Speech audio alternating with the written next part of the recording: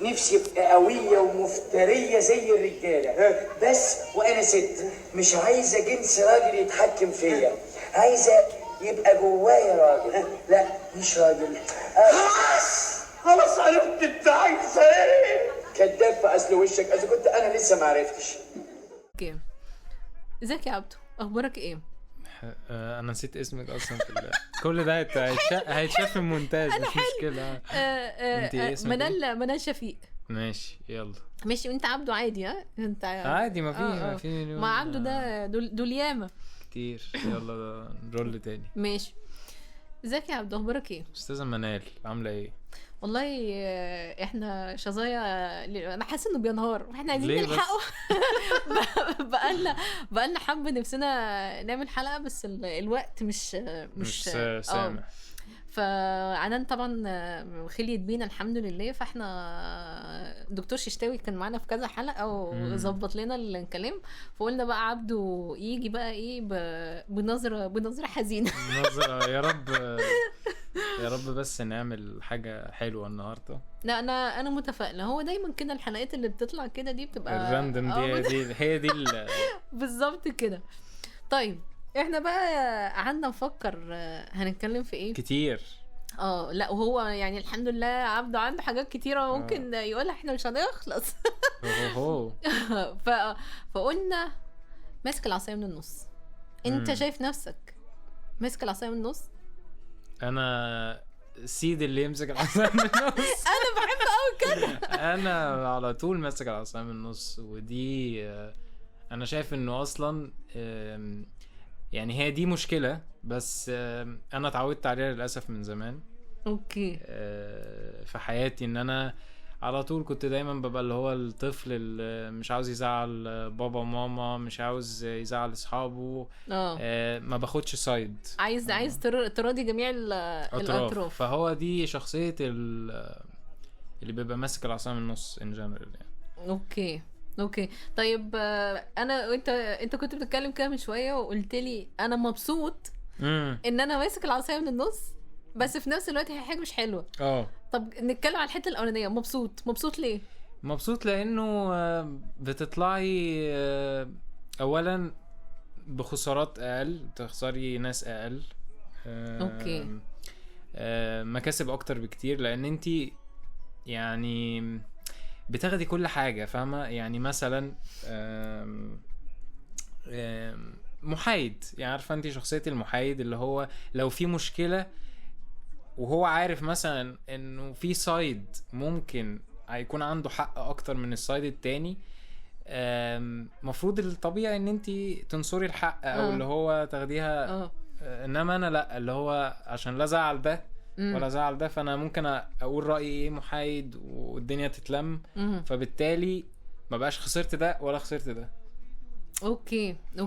طب هو بقى سؤال معلش، هل انت شايف ان في حد ممكن يبقى ماسك العصايه من النص في حته وبقيه الحياه مش كده؟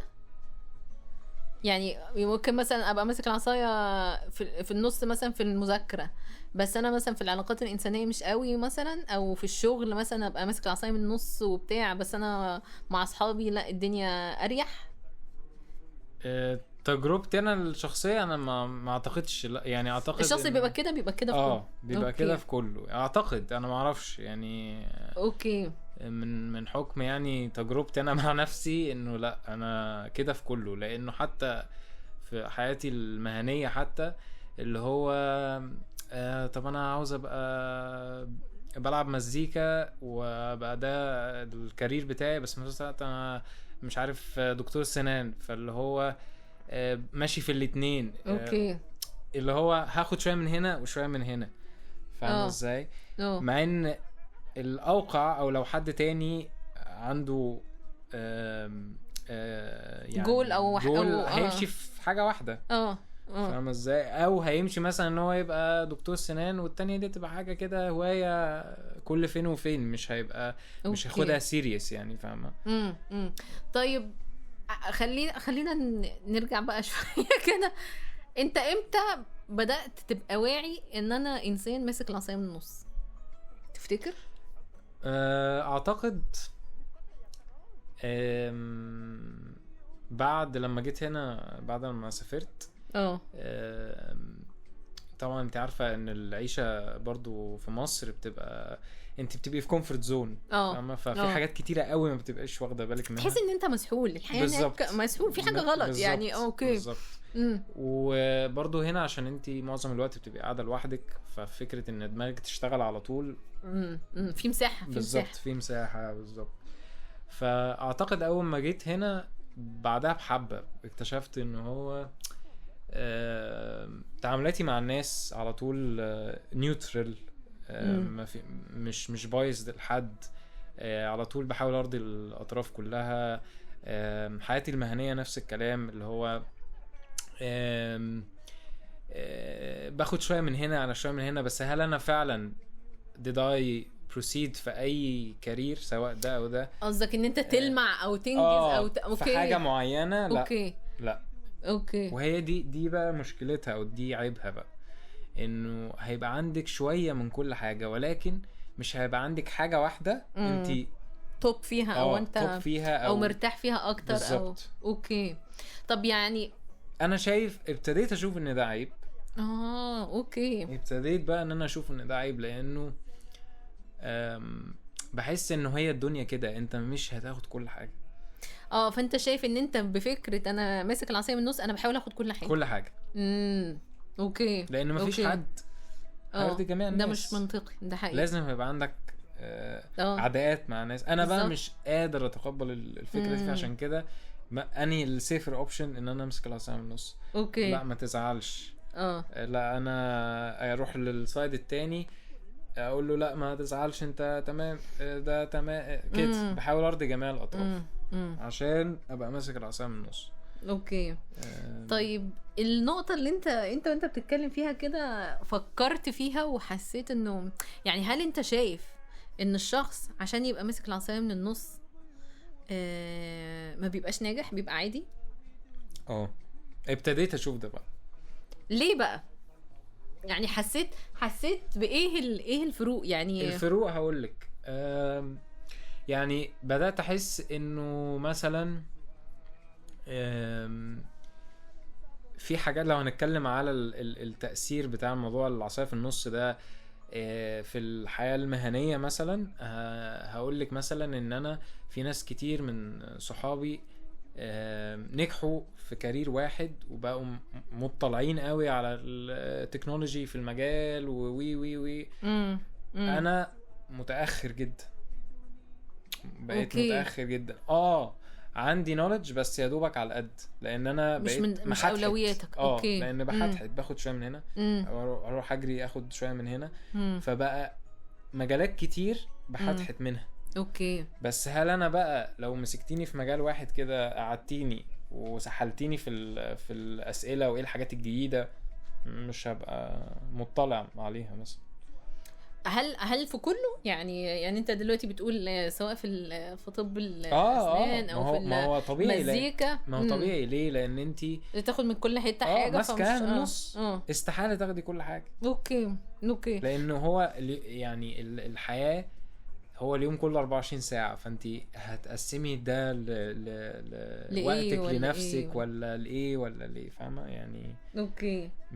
مش منطقي، مش فاهمة؟ واللي يحس بالفرق ده اكتر كمان لما يكون كمان مجالين مختلفين قوي عن بعض. فاهمة؟ حاجة ده اكستريم قوي، فان انت تمسكي العصاية بقى من النص وتعادلي شغلانتين بعاد قوي كده عن بعض، الموضوع صعب جدا. هو يا اما ده يا اما ده. طيب في الحياة البيرسونال بقى نفس الكلام، هي قيسي ده على الحياة البيرسونال. في ناس ببقى عارف ان هما مثلا غلطوا في حقي او عملوا مشاكل مع ناس تانية، بس علشان ما اخسرهمش بحاول اللي هو ايه ما طلعهمش غلطانين، ولو ان انا ببقى عارف من جوايا الشخص ده غلطان، بس بحاول ابين له الصورة الكويسة في الشخص التاني. وبعمل كده مع الشخص الاوبوزيت، فبالتالي ما يبقاش في حد زعلان. طب وهل فعلا ما بيزعلوش منك؟ يعني انا بحس ان في الحته في العلاقات الانسانيه دي طول ما انت بتحاول تبقى محايد اعتقد برضو بيبقى في طرف يعني نادرا، لا يعني أوكي. ما حدش اوكي. عارف انت الناس لما يبقى بيقول لك يعني انت معاه ولا معايا؟ ايوه معايا ولا معاهم بالظبط. ما يعني لما يحس ان انت لا يا عم بس هو كذا، يعني انت معاه؟ لا انا مش معاه. طب انت مع مين؟ بالظبط. انا الشخص ده. انا الشخص ده. اوكي. فاللي هو انت مع مين؟ لا مش مع حد. اوكي. انت عارف انا عشان انا بفكر دلوقتي انا كنت بحس يعني ان انا في العلاقات الانسانيه ان انا شخص محايد قوي. يعني بحب انا ما بحبش اضايق حد. انا في العموم ما بحبش اضايق حد لانه ممكن ايه انت تقول كلمه تجرح بيها حد بتاع مش عارفه ايه. واحد تحبش تزعل حد ملوش لازمه يعني مفيش داعي يعني. بس انا كده ايه برفلكت كده ساعات يعني بحس ان انا لا في ساعات كده الليفل بتاع يعني هزي وهراء لما بسمعه ما بقدرش استحمله. ما بقدرش استحمله. وتلاقيني طبعا مش بكون اجريسيف ولا قليلة الذوق ولا كده بس بحس انه لا انا مش قادره. مره كنت بتكلم مع شخص يعني بنتعرف يعني فانت في الاول انت بس يعني بتسمع. انا بحب دايما في الاول اسمع عشان ايه يعني افهم اللي قدامي عشان ابقى عارفه انا بتعامل ازاي. فلقيت ان كميه مدح رهيبه في الشخصيه. يعني هو بيتكلم عمال يمدح في نفسه طول الوقت فاللي هو ايه مكالمه التانية التالتة ما استحملتش. فانا رحت موقفه ايه يعني وقلت له انت مغرور قوي. إيه انت ازاي كده؟ ما قدرتش. فبعدين قال لي لا في شعرايه ما بين الغرور والثقه بالنفس. انا واثق من نفسي. لا وبيقولها يعني كده. لا فخر. فانا قلت له لا انت ابعد ما يكون عن الثقه بالنفس. احنا عضيناهم مراحل. احنا نطين ان احنا الناحيه التانية احنا في غرور رهيب. هو طبعا هو حاسس ان انا يعني بحاول ان انا اهزقه او اهينه بس هو يعني هو الهدف ما كانش كده. يعني الهدف ان احنا الموضوع بقى سيلف سنتر. يعني انا بتكلم عني وعن انجازاتي وعن حاجاتي. طب انت ما عندكش فضول تعرف مثلا شخص تاني او حاجه؟ فحسيت انه لا ده تو ماتش. يعني ده احنا كده دي كانت مكالمه. امال بقى امال ده لو عيشه وحياه دي مأساة. وطبعا بدأ بقى يبقى ديفنسيف جدا وبدأ يبقى مش عارفه ايه. فقلت له على فكره انا فعلا انا يعني كل واحد حر يعمل اللي هو عايزه بالزبط. بس انا حسيت ان الحته دي مش ماتشنج معايا مش مناسباني. انت قلتي جمله حلوه قوي. كل واحد حر يعمل اللي انت عاوزه اللي هو عاوزه. دي جمله ماسكه العصا من النص. ايوه ما بقول لك انا كنت فاكره نفسي كده بس في ليفل انا ما بقدرش عليه.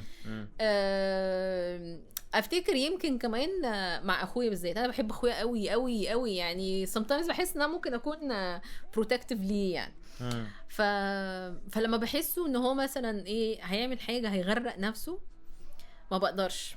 اللي هو ايه ما تكملش القصه عشان هتسمع مني كلام يزعلك. فطبعا هو وقتها بيتخض من رد فعلي. ايه ده؟ هو في ايه؟ انا عملت ايه؟ فانا برفلكت عليها دلوقتي اللي هو ايه الغباء ده؟ ايه الجمله دي بالطريقه دي؟ إيه تقفل يعني بجد اللي هو ايه الوحشه دي؟ بس انا وقتها انا بحبه يعني. انت عارف انت ايه حد زعله وقال له حاجه زعلته فهو اخدها بصدر رحب وبيتعامل معاها عادي. بس لا انت ازاي تسكت؟ اللي هو ايه احساسك ان انت عايز تحضنه كده؟ انتوا ازاي تعملوا فيه كده؟ اساس الام. بس طبعا ما هو ازاي تطلع الحته دي هي دي كانت القصه. اعتقد ان انا اتعلمتها. هو من ساعتها زعل مني قوي وبتاع وقرر ياخد جنب. هو مستحيل يحكي لي حاجه. اوكي. اعتقد الى يومنا هذا نادر ان هو يحكي لي حاجات بيرسونال قوي الا لما يبقى يعني في ليفل كده. من ضمن البروسيسنج بقى بتاع ده.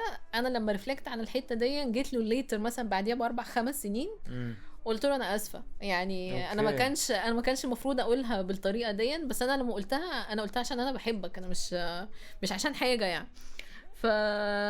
بس هو برضو هو بيدي امبريشن ان انت حد جامد، يعني ان انا شخص جامد قوي، انا مش ايموشنال، ما بديش الايموشنال سبورت اللي انت المفروض تديه. وهي دي بقى النقطه اعتقد اللي كانت الفيصل بالنسبه لي، هي حته بقى ماسك العصايه من النص دي. ما هو انت يعني زي ما انت بتقول في ناس بتزعل بقى along the way في الحته دي، فانت هتعملها ازاي يعني.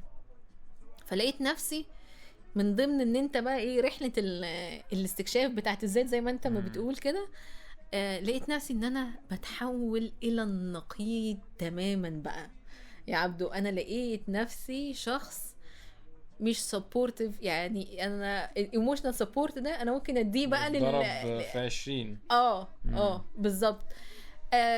بس ستيل يعني انا بقول لك في ليفل كده معين من الهاز، بس خلاص لا انا كده هضيع وقتي. انا وقتي اهم من كده بكتير، فاهم؟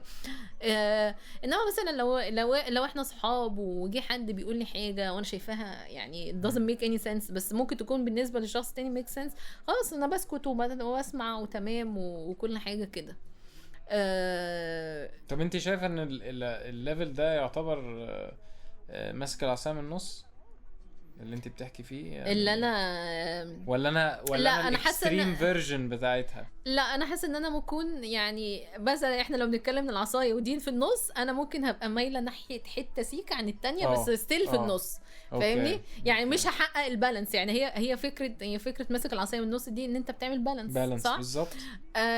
انا ما عنديش البالانس ده. انا بحس ان انا ساعات يعني بتميلي الحته وانا لاحظتها ان انا شخص ممكن يكون اكستريم في حاجات معينه. يعني انا في الشغل انا متاكده ان انا اكستريم. انا بشتغل كتير قوي و يعني حتى انا لاحظت ان انا لو انا متضايقه هشتغل اكتر. يعني لو الشخص ديبرست يقول لك ممكن مش عارفه ايه، لا انا هتلاقيني ايه بشتغل اكتر. في حالات معينه قليله قوي اللي هو انا ما بقاش عندي قدره ان انا اشتغل عشان انا منتلي دريند، عندي صداع تعبانه، بس كنت بعيط قوي في عينيا وارمه. بس في الاغلب الاحيان اعتقد ان انا ما عنديش البالانس ده قوي. بس ممكن يعني انا اعتقد ان الايكويفالنت ليها هي حته انا شخص دبلوماسي. بالظبط دبلوماسي، يعني انا بعرف اقول دلوقتي دي اللي انا اتعلمتها، اقول الكلام ازاي. يعني بس ممكن اقول رايي بس مش بصي لا هي مش برضو اللي ماسك العصا في النص مش دبلوماسي، لا مش شرط. ما انا بقول لك انا بحس ان انا يعني دبلوماسي يعرف يتكلم كويس، يعني يعرف يتكلم ويقنع كل الاطراف. اوكي فاهمه؟ اوكي. الماسك العصا من النص لا مش شرط يكون دبلوماسي، بالعكس ممكن يقول كلام عشان يمشي الدنيا ويشوف الطرف ده بيحب ايه فيقوله، والتاني الطرف التاني يحب ايه، بيحاول يوايم الامور بقدر الامكان، بس هو مش ذكي كفايه زي الدبلوماسي. فاهمه؟ الدبلوماسي لا الدبلوماسي يعني انا بشوف ان ده ذكاء برضو، ما انت تبقى ماسك العصايه من النص ده ذكاء برضو مش قوي يعني بحس انه في ضبط نفس برضو. ما هو بقى كان ده سؤالي وانت بتتكلم دلوقتي. طيب انت بتبقى دبلوماسي مع اللي حواليك، طب لو جه حد زعلك او جرحك انت هيكون رد فعلك ايه؟ ده سؤال حلو. بصي هو انا لو انا يعني مش غلطان في حاجه، ساعتها حته ان انا امسك العصايه من النص دي بتبقى بشكل تاني. بمعنى ان انا لو جه حد زعلني وانا عارف ان هو غلطان، وبعد كده جه اتأسف لي والدنيا مشيت، انا من جوايا اللي هو خلاص انا تمام، انا سامحتك، بس مش هتعامل معاه بنفس صفي. بس مش هتدي رد فعل في اللحظه، ممكن افيك اوكي المعامله. اوكي. فيبقى كده حققت معادله اللي ماسك من النص، ان انا بفيك المعامله اوكي بطريقه ما ان انا بتعامل معاك وكل حاجه، بس انا من جوايا خلاص انا عارف انت تمامك ايه معايا. بس هتتعامل مع الشخص ده، هتعامل مع الشخص، ومش هيبقى ليك رد فعل في اللحظه اللي حصل فيها الحاجه اللي ضايقتك.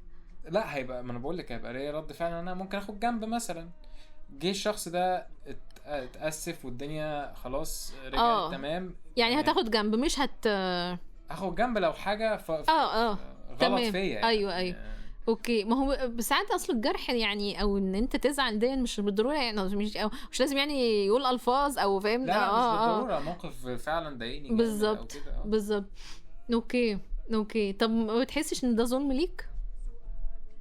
لا بالعكس، مش ظلم ليا. ليه؟ لان انا بحس ان انا تاني هنرجع لنفس البدايه، انه انا مش تحس ان انا مش عاوز اخسر حد، فاهمه؟ حتى لو الشخص ده عمل اذى ليا، انا قشطه خلاص، انا عرفت الشخص بس زي ما بيقولوا كده علمت عليه.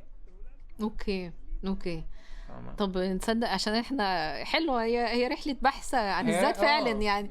لان انت بتتكلم انا بفكر انا مش فاكره والله انا حكيت الموقف ده قبل كده في شظايا الخير ولا لا مع نان، بس ممكن احكيه تاني يعني. انا مره كان في فتره يعني وحشه كده في حياتي، فتخنت طبعا. فبعدين انا رايحه الشغل وبتاع، وفجأة واحدة كده معايا في الشغل يعني جاية بتتكلم معايا، فبتسألني سؤال يعني احنا بنتكلم الكلام ده مثلا دلوقتي احنا ممكن نقول من almost 10 سنين. فبتقول لي معلش يعني انا عايز اسالك سؤال وبتاع. قلت لها ايوه اتفضلي. وكانت قاعده ومعايا واحده صاحبتي، او يمكن كنت انا يعني لوحدي. فقالت لي هو انت عندك كام سنه؟ فمش فاكره وقتها قلت لها كام يعني. قالت لي ايه ده انت صغيره قوي. قلت لها انا صغيره؟ انا ليه حد قال لك ان انا كبيره ولا ايه؟ لا سمح الله يعني. فقالت لي انت محتاجه تخسي اصلا كده، فاهم يعني؟ من غير اي مقدمات يعني. هي اتخضت يعني، شوف شوك. فقلت لها والله بجد ميرسي قوي، ما كنتش اعرف تصدقي. انا ما كنتش واخده بالي. فبعدين فجت واحده صاحبتنا ثالثه واقفه تتكلموا في ايه يا جماعه وبتاع. فانا طبعا انا اتضايقت جدا جدا، لان طبعا ده يعني يو ار جادجينج مي، انت ما تعرفيش انا اصلا وات ام باسنج. فبعدين قلت لها والله ابدا ولا حاجه. هي جايه تقول لي ان انا شكلي صغير، ويعني تخني مخليني كبيره في السن. صاحبتي دي راحت مبرقه كده، اللي هو يا نهار ابيض عيب قوي ايه بالظبط يعني. محدش يقول كده خالص، ما بيقولش كده. فانا رحت قلت لها انت عارفه بقى انا رد فعلي ممكن يبقى ايه في اللحظه دي؟ فهم الاثنين قالوا لي ايه؟ انا بمنتهى البساطه يا اما اروح انا بظهري ايدي كده ورزعها بالقلم على وشها، او اقلع اللي في رجلي واضربها بيه. يعني هما الاثنين رد فعل واحد كده. البنت قالت لي يا نهار ابيض والله مش قصدي. قلت لها لا. انت لما تيجي تكلميني انت عارفه انا حياتي فيها ايه عشان تقولي لي كده؟ هو انا محتاجه حد يقول لي انت محتاجه تخسي او مش تخسي يعني عشان ابقى عارفه المعلومه دي؟ والله ابدا انا مش قصدي، انا بقول لك عشان انا فعلا بحبك وانت مش عارفه ايه. انا ما طلبتش منك. انت مين؟ حدش سألك رايك بالظبط. انت مين في حياتي اصلا؟ بس كانت دي من المرات القليله اللي انا كان رد فعلي اكستريم، لان انا كنت شايفاها رود جدا. هي حتى مش صاحبتي عشان تقولي لي كده. لو معلش هقطعك، لو بقى انا كنت في نفس الموقف بتاعك ده ما كنتش هيبقى ليا بقى رياكشن خالص. كنت هبقى اللي هو ايه والله طيب تمام، بس هبقى عرفت خلاص الشخص ده اكس. لا نصدق انا يعني انا فعلا انا كنت بقول على نفسي شخص ماسك العصايه من النص. لا انا ما اعتقدش ان انا ماسكه العصايه من النص بعد ما قعدتي معايا.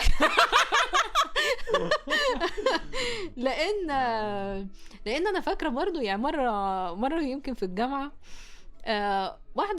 واحده صاحبتي عملت موقف يضايقني. طبعا انا الحمد لله مش فاكره الموقف اصلا يعني. بس مثلا ايه، عارف انت الشغل بقى احنا كنا في الجامعه برضو يعني، الشغل بقى اللي هو ايه، حد بيلقح على حد اللي هو اصلها مش عارفه بتعمل ايه قدام الناس كلها واحنا قاعدين. فحسيت اللي هو يعني ايه الحركه البلدي قوي دي يعني. بس ما عجبتنيش. بس انا مش هروح بقى ايه اروح انا قدام الناس كلها اروح بقى، لا انا مش بتاعت بقى ايه، لا احنا نشرشح لبعض، لا انا مش بتاعت الكلام ده. فقلت لها ممكن تيجي معايا بره، عايزه اقول لك حاجه. هروقك. فقالت لي ماشي وبتاع مش عارفه ايه. قلت لها الحركه دي لو حصل التاني انا ممكن فعلا رد فعلي يبقى عنيف يعني. بس انا عشان فعلا انا بحبك وبعزك وكلام من ده وكده يعني، انا متضايقه من الحركه دي. قالت لي انا اسفه وانا مش قصدي وانا مش عارفه ايه. قلت لها ايا كان مش مسموح لاي حد يعمل كده. وعدينا الموقف خلاص يعني I take the point ان انا الحته دي لا انا مش حباها بالطريقه دي وخلاص. فانا برفلكت دلوقتي انا ما عنديش، ما عندكيش لا. لو حد عمل لي حاجه كده انا يمكن دلوقتي بقيت بعدي كتير عشان انا بلتمس العذر ان الشخص ده ممكن يكون موده مش حلو النهارده. بس انا عشان دول انا عارفاهم، الحد اللي انا شايفه انه ملوش المساحه او السبيس انه يعمل معايا كده لا انا ما بتكلمش، انا بعمل بلوك على طول. انا شفت الت ديليت على طول. يعني مفيش سبيس انه يدخل الحياه تاني. يعني life is too short ان انا تويست على someone مش بييفالويت الحته دي اصلا.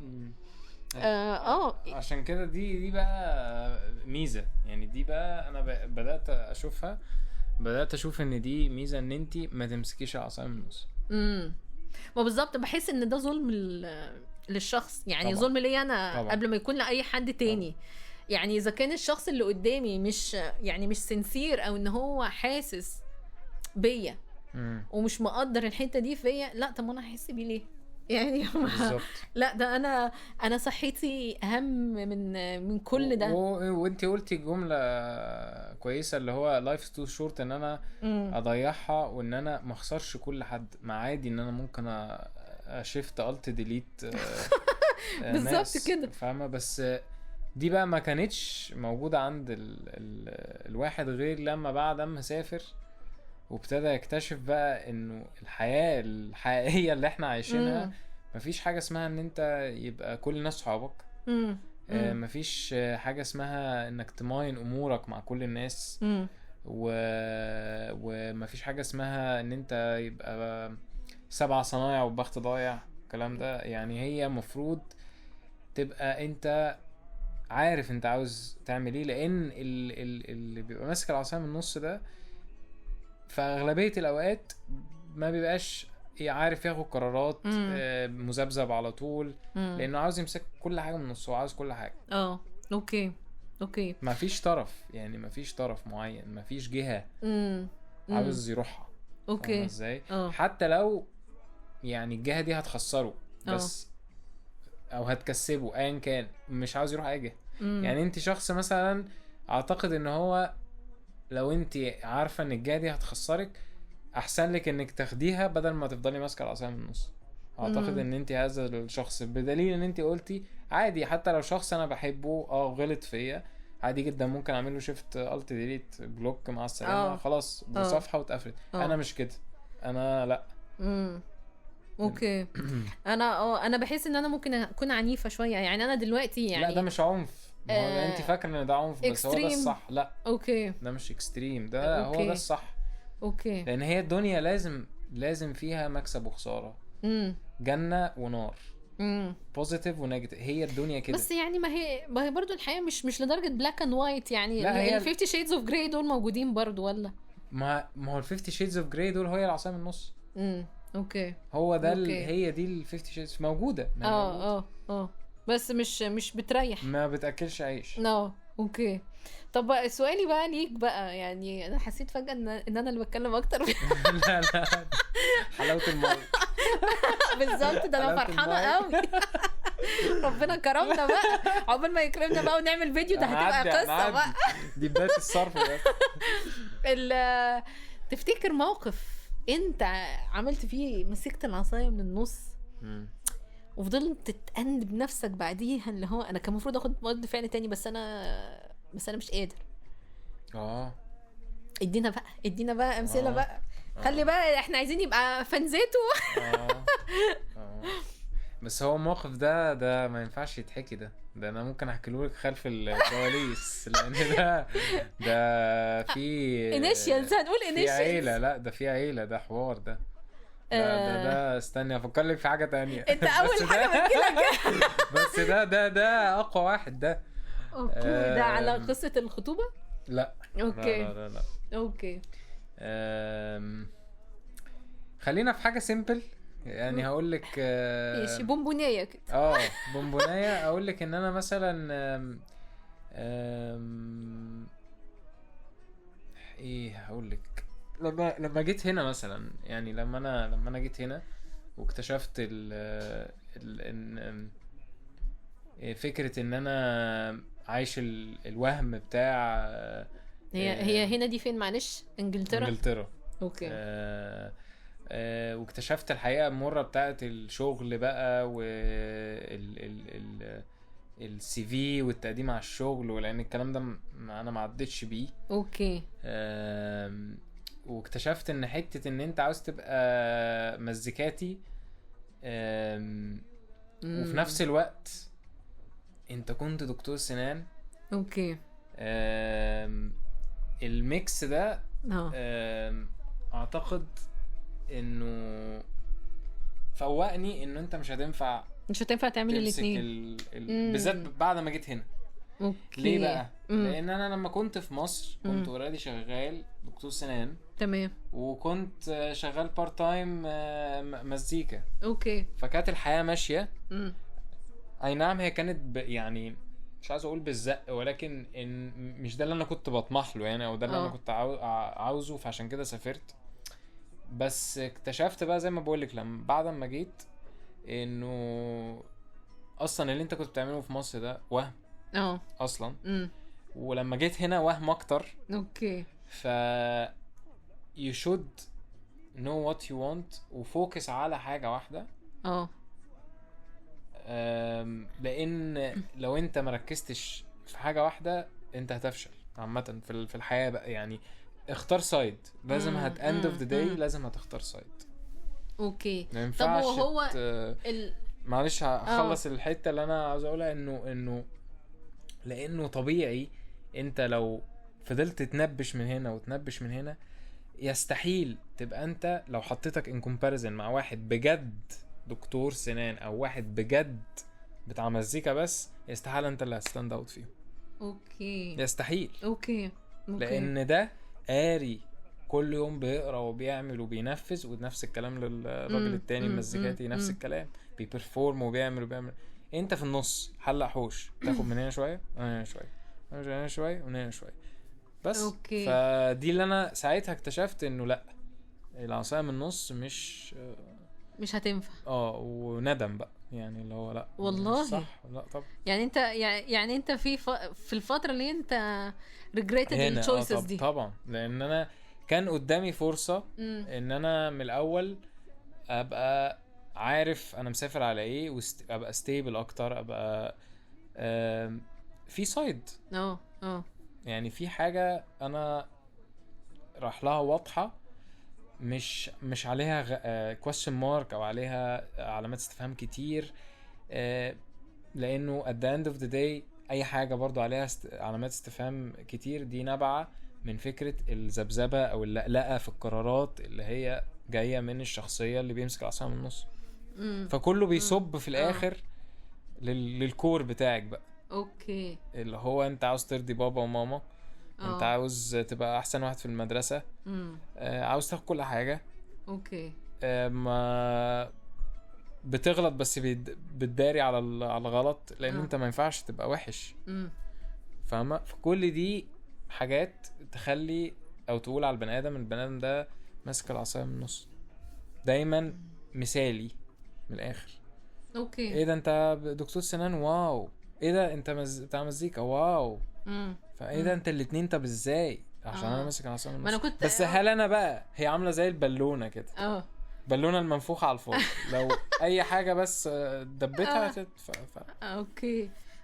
انا اصلا انت وانت بتتكلم كده، طب انا ليه ممكن ما انا اقول على الشخص ده ان هو مالتي تاسك يعني، او حلو ان هو قوي بقى تالنتد، او ان هو حلوه قوي دي بقى كنت مستنيها دي.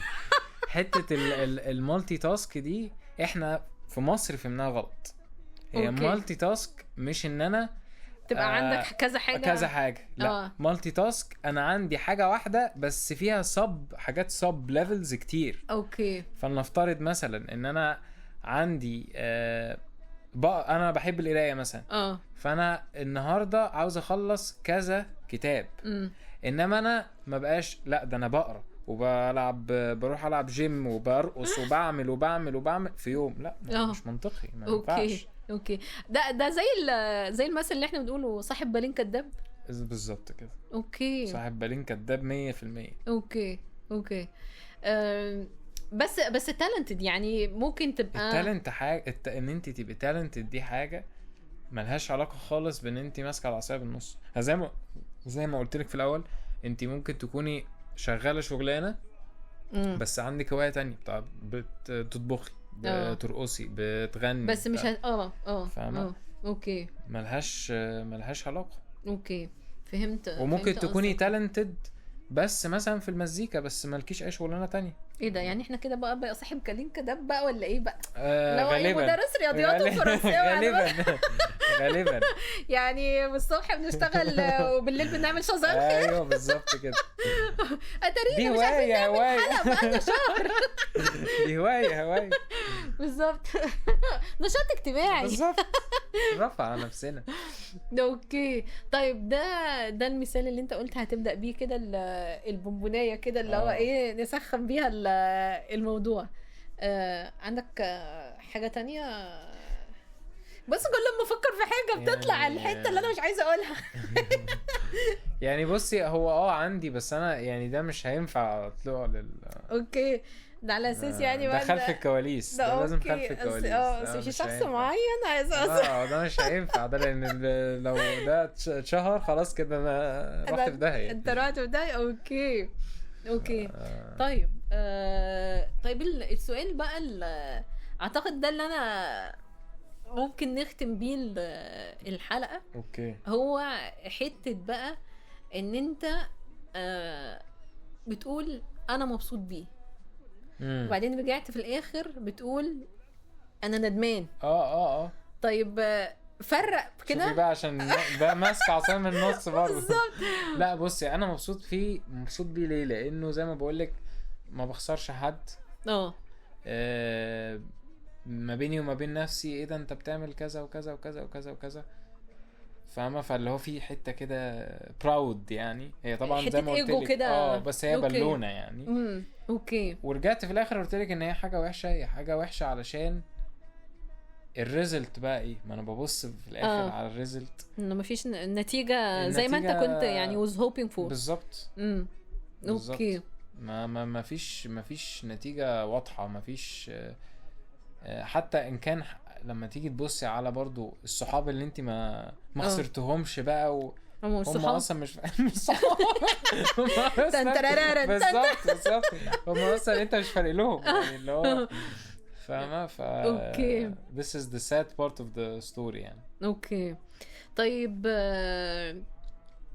يعني معنى كده ان احنا لو قلنا انت لو يرجع بيك الزمن هتغير اي حاجه؟ طبعا.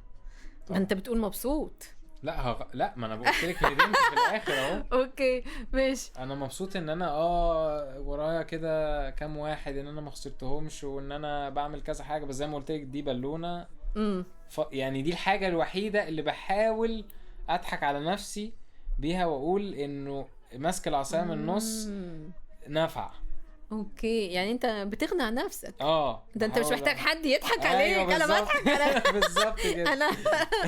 انا جاي في المصلحه عادي. انا بجيب الاستفايه واشربها انا. لكن هو واقعيا لا طبعا ماسك العصايه من النص خطير جدا يعني، لانه فعلا بيخلق حتى شخص دايما مذبذب.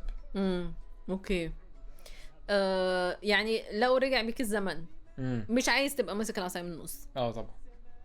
اوكي فساعتها التشويسز بتاعت حياتك هتختلف تماما. طب ولو احنا سألنا انت دلوقتي بعد يعني البروسيس اللي انت فيها بتاعت الريفليكشن دي كنت تحب تبقى ايه اكتر؟ دكتور اسنان ولا مزيكا؟ هنا في انجلترا احب ان انا ابقى دكتور سنان، بس في مصر فلوس حلوه.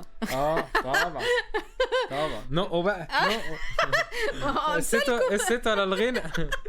ما هو امثالكم دول اللي جايبيننا ورا. ايوه بالظبط كده. هنا في انجلترا احب ابقى دكتور سنان، انما في مصر مش عارف، ممكن افتح مطعم مثلا.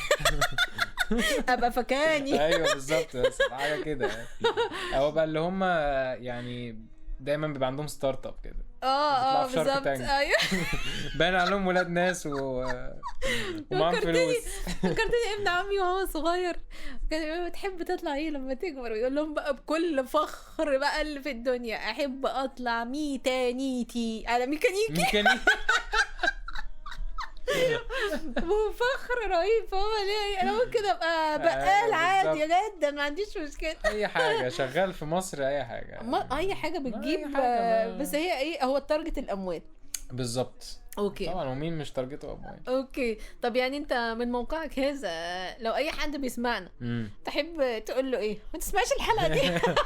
احب اقول له استنى انتظر حلقات شظايا الخير، احنا جبنا مايك والبادجت بيعلى. وشكرا للدعم المستمر للسبسكرايبرز، انا مش عارف وصلوا كام دلوقتي، 31 يمكن. شكرا. فلوسكو دي التبرعات اللي بنلمها جبنا بيها مايك، ربنا يكرمكم. واحتمال نعمل عمليه ونشيل الكلى. ان شاء الله ما نوصلش للمرحله دي. كل جنيه بيفرق مع شظايا الخير، وده برنامج هنعمل ايه اكتر من ان هو اسمه شظايا الخير بالظبط. بس ده عشانكم ولمصلحتكم، يعني لو البرنامج ده وقف يعني حياتكم هتقف. خليك فاكر ان قلت لك بلاش. السلام عليكم. السلام عليكم، وما حدش يمسك عصا من النص.